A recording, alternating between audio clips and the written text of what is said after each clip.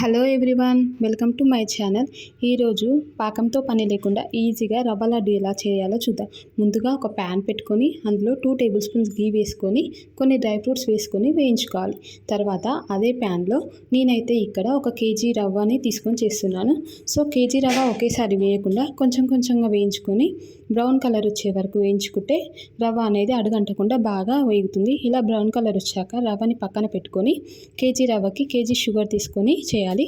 So నేను షుగర్ని ఇక్కడ డైరెక్ట్ కలపకుండా మిక్సీ పట్టి వేస్తున్నాను. మిక్సీ వేసేటప్పుడు అందులోనే మనకు టేస్ట్ రావాలంటే ఒక 5 to 6 యాలకులు అయితే యాడ్ చేసుకోవాలి. ఇలా పౌడర్ చేసుకున్న షుగర్లో మనం కొంచెం కొబ్బరి తురుము యాడ్ చేసుకోవాలి. పచ్చి కొబ్బరి అయినా పర్లేదు, ఎండు కొబ్బరి అయినా పర్లేదు. ఇంత అంత మెజర్మెంట్ ఏం అవసరం లేదు, మీ టేస్ట్ తగ్గట్టు వేసుకోవచ్చు.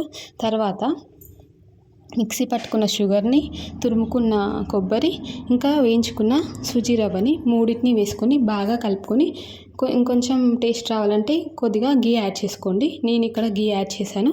తర్వాత ఈ మిశ్రమాన్ని మొత్తం మంచిగా తర్వాత ఇప్పుడు కాచి చల్లార్చిన పాలని కొద్దిగా పోసుకుంటూ మనం రవ్వని అయితే మిక్స్ చేసుకోవాలి.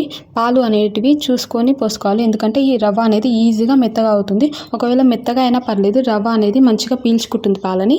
సో ఇలా మంచిగా కొన్ని పోసుకుంటూ కలుపుకుంటూ ఈ కన్సిస్టెన్సీ వచ్చే వరకు అయితే కలుపుకోవాలి. కలుపుకున్న తర్వాత ఇలా నేను చూపిస్తున్న మీడియం సైజులో ఉండలు చేసుకొని మంచిగా లడ్డు కట్టుకుంటే ఎంతో టేస్టీ అండ్ ఈజీ రవ్వ లడ్డు రెడీ అవుతుందండి. నేనైతే నైట్ టైంలో చేశాను. సో మార్నింగ్ వరకు ఒక క్లాత్ పైనుంచి కప్పి ఆరబెట్టి నెక్స్ట్ డే అయితే బాక్స్లోకి తీసుకొని పెట్టుకున్నాను.